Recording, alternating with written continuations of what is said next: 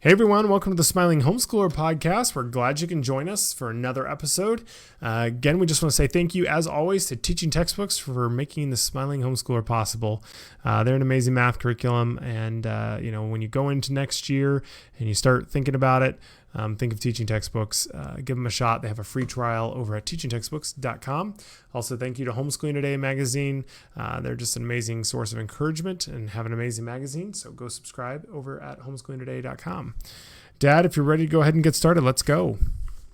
Yes, I am. Well, hey, it's feels like we're in the throes of summer. It's been warm, except today. It just like yesterday, it cooled down a little bit here. We had some storms. I was down in my office like at 7:30 in the morning, and then usually, when I go up, the sun is shining, or I went up out of my office and it was like dark. I'm That's like, crazy. what is going on? It was so dark this morning. We had lots of rain, and which we've needed, and so it's good. But we're getting ready to hit the road. My son Jed and I are packing our bags and coming out to New Mexico, Albuquerque, New Mexico, for the Cape homeschool convention. It's going to be a lot of fun. I see that Dorinda Wilson, who's not related to us, is also going to be there. It should be super encouraging. If you're listening from that area, I hope you'll stop in and say, hey, tell my son or myself that you're a smiling homeschooler, and it's always fun to be a part of that. This is, I think, our third time out there. Just a great conference.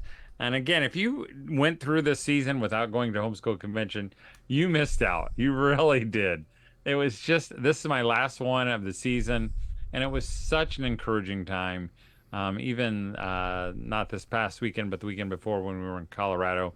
It's just so much fun being surrounded by other homeschoolers facing the same things, same issues. And you should plan next year, not only to go, but to take somebody with you and have a good time. But we're going to be talking today because I just can't bring myself to talking about homeschooling because it just feels like the brakes should be put on. So I told Ben, why don't we talk about like just, summer activities and summer fun kind of stuff, and we'll see where it goes, and we'll take a little break in the middle and just have a short time together today, because I don't want you to think about school. In fact, I even hate saying the word because I know it causes you to think about school. Yeah. So let's just start by saying last week we talked about Kids Day, and we said we were going to see the movie Inside Out 2. And so we all saw it and we all enjoyed it. But Ben, I'll just get your impressions, because I've gotten several emails. People said, oh, thank you for telling us it's okay to see, because I know we're all a little hypersensitive in this season of the world. So what'd you think of Inside Out 2? Yeah, I really liked it. I mean, I agree it's, kind of more of the same, but the first one was, I would say, really, really, really good. Very thoughtful and just smart in how it kind of portrays all the emotions and everything like that. And I thought this one did a great job. It moves really fast. It's fun. The kids were engaged, other than Anders. He went and he sat through the whole thing pretty much, but he was more into the popcorn and water than I think the movie. I heard him sigh a few times later on into it, but it's only like an hour and a half. So it was, it was fast and fun, but I thought it was really, really good. And the kids really liked it, Hudson and Renly. So yeah, it's amazing how well it's done. I did not expect that, but it seems like everyone's really liking it. So if you like the first one, I was thinking it's worth it. Yeah, I was thinking too, though, Ben. What would be some good, because I'd like to just talk about maybe summer activities today. Maybe kind of the activities and non-activities that moms can take advantage of, maybe kids can take advantage of. But there's just something about maybe there's a difference between watching TV in the summer than there is watching it in the winter. I mean, there are just certain movies in the wintertime that, especially Christmas time, you're watching certain movies. But even in the winter or in the fall, there are certain movies that are fun to watch. But what about in the summer? I know that there's a drive-in movie theater. We've been talking about going to for years. We were thinking about going last week, but it was just too hot. But what are some good summer movies do you think that would be good for families to watch? Maybe even, on a rainy day, or, And just some disclaimer, we're big Disney fans, so probably most of these are going to be Disney or Pixar movies. Yeah. But you got any ideas, Ben? I mean, my first one would be Braveheart. I mean, I just think it's, it's just super patriotic. No, I'm just kidding. So obviously there's all the ones that everyone knows. I mean, everyone knows Lion King. Everyone knows, Cinderella and all those. So I'm not even going to mention the classics, I would say, just because those are all they're classics for a reason. So that goes without saying. One that my kids have watched recently that was a DreamWorks one, actually, and kind of made me think of the Indy 500 because we were over near it and saw it, was Turbo. We watched that one in theaters when I was a kid, well, probably a teenager at the time, actually, but my brothers really liked it, and I wasn't that into it at the time, but now my kids have really enjoyed it. It's, again, just fun, straightforward, but it also takes place during the Indy 500, which is fun, and that's the summer thing. But yeah, that's one that they've watched a few times recently and really like. That's a good one, and I would kind of play off that. I mean, Cars, those are just, maybe because it came out in the summer, but it's just kind of Americana, and it just feels really summery, and the temperature is hot, and so it's just and in fact, if we had a video projector and a screen outside, that would be one of those, maybe Nemo or Finding Nemo, that you would play after having a campfire, or if you have a swimming pool. I know Ben has a swimming pool. It'd be fun to put a sheet up on the wall and watch one in the evening. Those are the things that your kids remember for the rest of their lives. Yeah, that would be fun. And I think we could actually make that happen. But did you have one that jumped to your mind first and foremost? Well, I said Cars. So yeah. I guess that counts. But okay, I'm going to do the one that we've been watching over and over. And actually, they're better than I thought they would be, is the Paw Patrol movies. There's two of them that are the actual you well lost done. Me on Paw Patrol movies. But they're actually fun. The kids love them.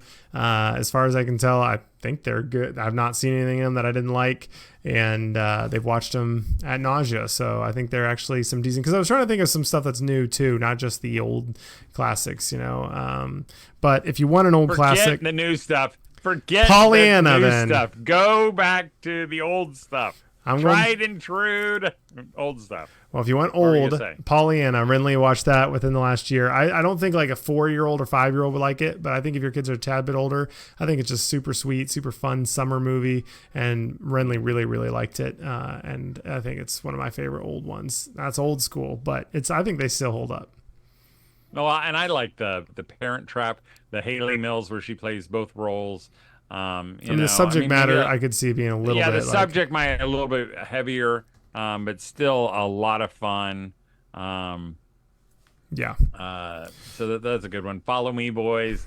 That's a good old one. Swiss Family Robinson. Yeah, Swiss Family for sure. Meet the Robinsons. That's a Disney live action or animated one that I think kind of got forgotten, but it's so fun and so bright and whimsical, and I love that one. Really, really good. Yeah. How would you like the Apple Dumpling Gang? Apple Dumpling Gang.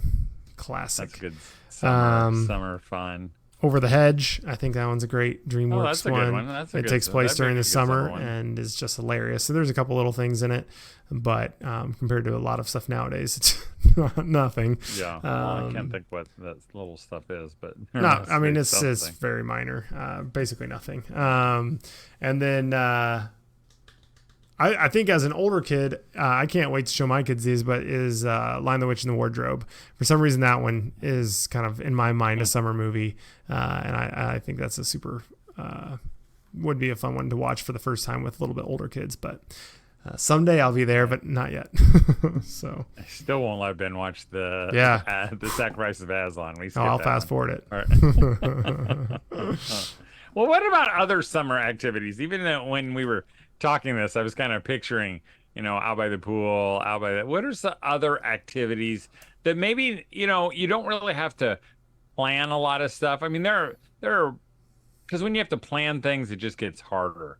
I know that this is an Olympic summer, and I remember we did an Olympics at our house one summer. Just one summer night, we had a rock and we measured how far they could throw the rock, and we made like a little course out in our yard with the mower, and they had to run it. And we still might do that. That might be fun to do with the grandkids and Jed, Yeah. because he will go to win. But how about some other things like that? Just that kind of say that screams summer Yeah. to you, Ben. I mean, I think those are good, actually. Something that we've been doing is um, we live in a really small rural town, so we'll walk down to like the Dollar General and get a pint of ice cream or something, and walk back, and it's just a fun evening thing to do. Or we'll go on a bike ride sometimes, not frequently. It's maybe once or twice a summer. I'll pull the kids around, or they can actually ride their bikes, or at least the younger one or older ones can. I think that's really fun. Or maybe it's you all go and get, if it's like hot day, maybe you go get blizzards from Dairy Queen, or if you're crunchy, you can make your own ice cream, and and that kind of stuff. But I'm just kidding. But the something like that. Once you milk your goat. Exactly.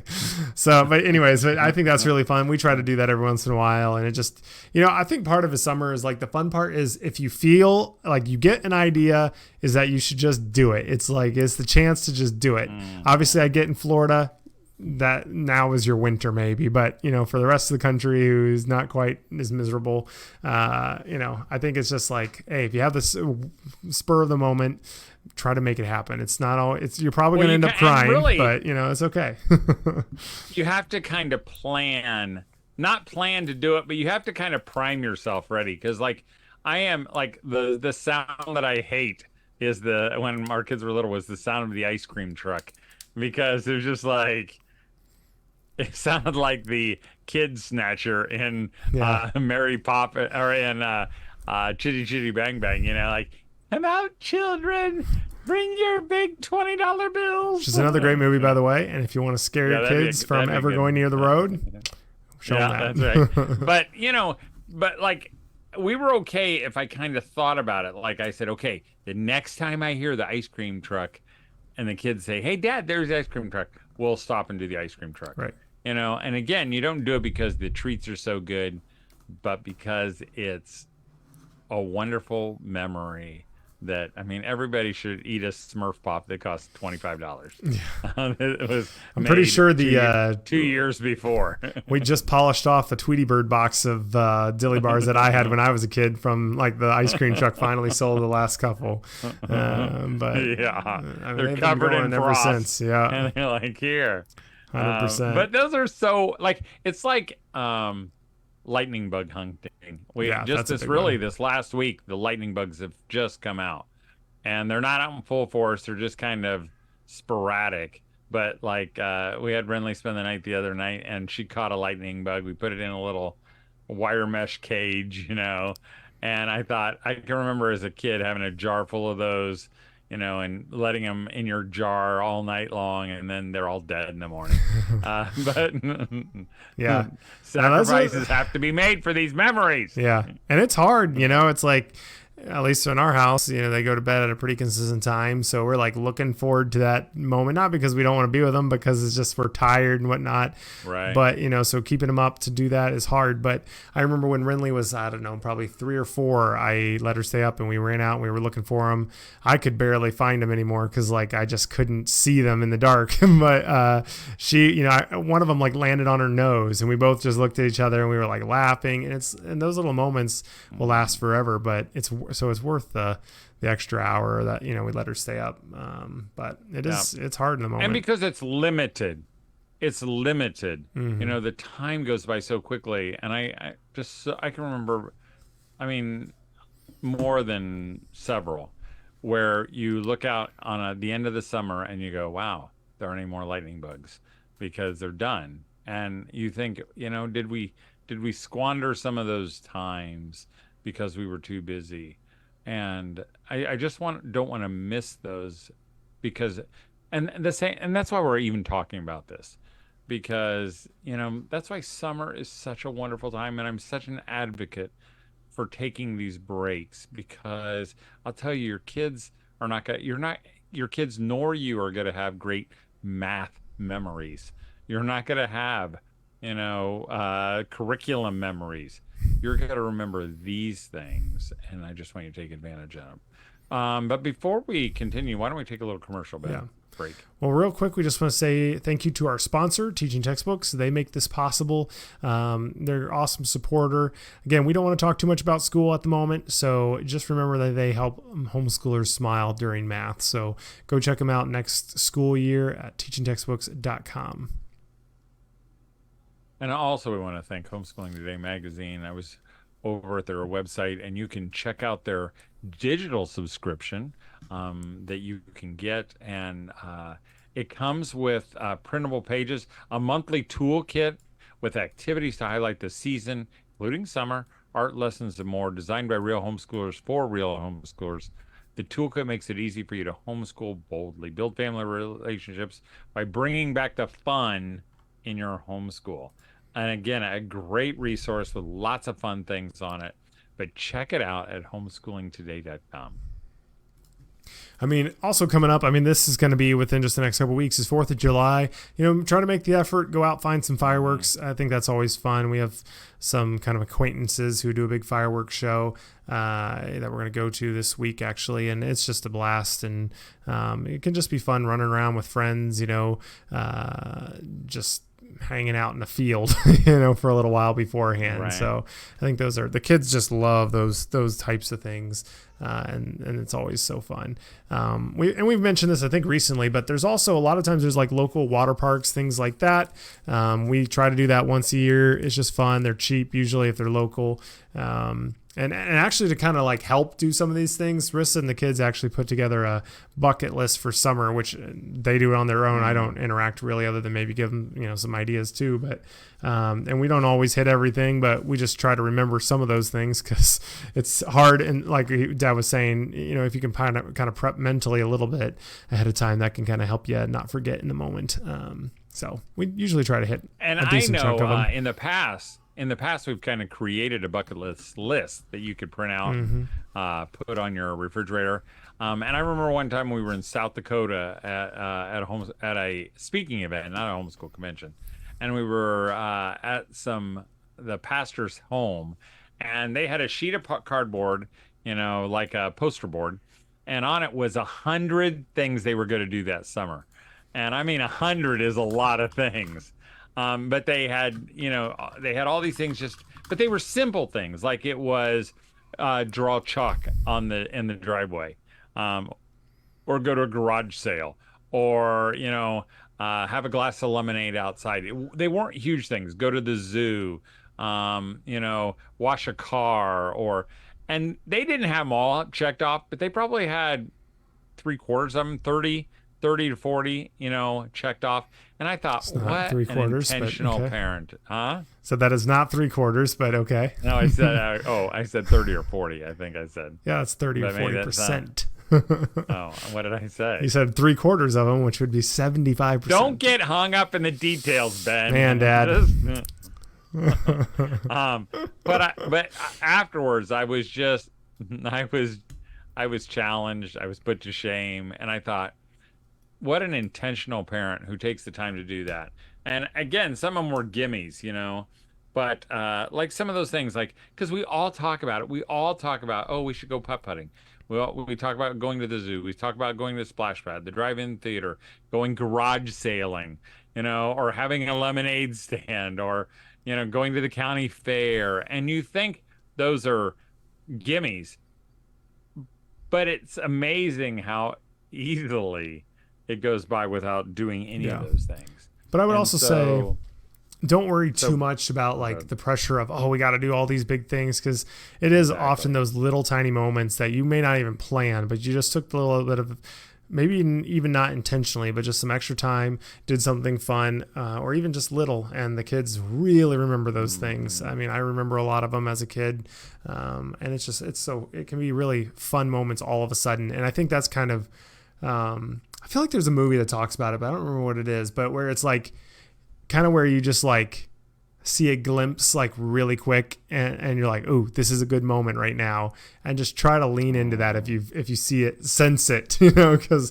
a lot of times it is, and you know, often it will be followed by screaming and crying kids right afterwards. So, you know, that's the other important thing to remember is if you're going to do the Olympics, you're probably going to have a fight or something happen during it, but that's just part of it. That's okay. It doesn't mean you did it wrong. It goes hand in hand. I mean, when we played kickball the other night, like a few weeks ago, it was super fun, but by the end there was, things start falling apart, but that's part of family. And I think that's important to remember, not get discouraged. If your beautiful moment you pictured in your mind doesn't end up exactly like that. Yep. Ben's daughter Renly is like so typical. She'll say, "This is the most fun we've had," and then by the end of the night she goes, "This is the worst night of my life." Yeah. Totally. But there are some other non-activities activities that you can do as well. Maybe it's just when your kids are playing, just sitting out in a chair. Really, even as a little kid, I can remember my mom just being around outside, doing her thing. And it was just, there's something fun about everybody just being outside. Or maybe it's just reading a book that you've been wanting to read for a long time. Or maybe it's, instead of taking nap time, they all just have to sit on a blanket outside in the shade. Or, whatever those non-activities are. And, this is the big thing too. The thing about summer, and I hear moms talk themselves out of just having free for all summer because they'll say, "Oh, my kids need schedule," and they're just bored. And when they're bored, they need to, we just need to have a little bit of school. And I think, this is, again, not God speaking. This is Todd speaking. Boredom's a great thing. Boredom's not a bad thing. It is like a tutor of invention and catalyst for creativity, where you just say, when your kids go, "Hey, Mom, can we watch TV?" You say, "No, just, I don't know what to do. Go figure it out," and you just push them back outside, or don't fill in the blanks. You don't have to be like a tour guide, or the cruise ship director for the summer. You don't have to plan it all out. You can let them figure it out. I think those are our favorite times, where we built forts, and I've seen Ben's kids, Renly and Hudson, do the very same thing, where they go in our overgrown bushes and they go on the insides of them and they create these playscapes, with sticks and rocks. And I found some toys over there too. I don't know where those came from. And I just think, that's the best part of summer. And I think also just one of the most powerful things that, your kids, because as a mom, I see it with my wife every day, and my mom, it's just, there's so much going on, so much to do, so many people wanting your attention and needing your help.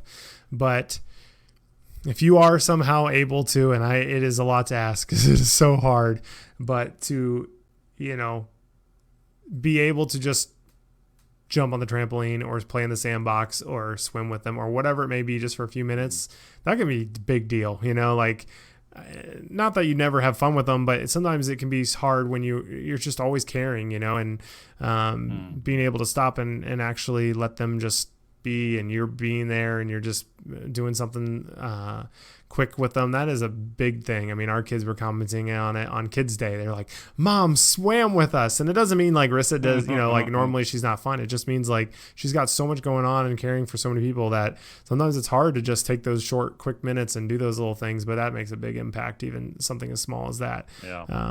Or even just, I remember like, that feeling of just, they're not going anywhere, so maybe it is, as a family, you just say, "You know what, this Saturday we're not going to work on anything around the house. We're just going to sit outside and just be there together." Because I think I kind of feel that pull and tug all the time of like, well, I can play for a little bit, but then I need to go mow, or I can play for a little bit now and then I need to go work on X project. And I think your kids can feel that, like, there's just this constant pull back and forth. So if there is maybe a day where you can just set apart where you're just going to sit there, even if you're not doing anything, I think that can be a really meaningful thing. Again, this isn't all to add a bunch of things to your, just shoulders of. It's just reminders of just these great moments that we get as families, especially during these months. Yeah. Oh. And that's a good place to stop. And because it's only months, it's not for. And Ben and I were talking yesterday. Like a third through our summer already. It just doesn't take very long before it's over. and we just want you to enjoy them. And more importantly, I want us to enjoy them. So have a great week. Hope you're enjoying summer, whether you are a year-rounder or whether you're not. And it's going to make everybody smile. All right. Thanks again to Teaching Textbooks for helping make this possible. Go support them, teachingtextbooks.com. Have a great week. We'll see you next week, and don't forget to smile.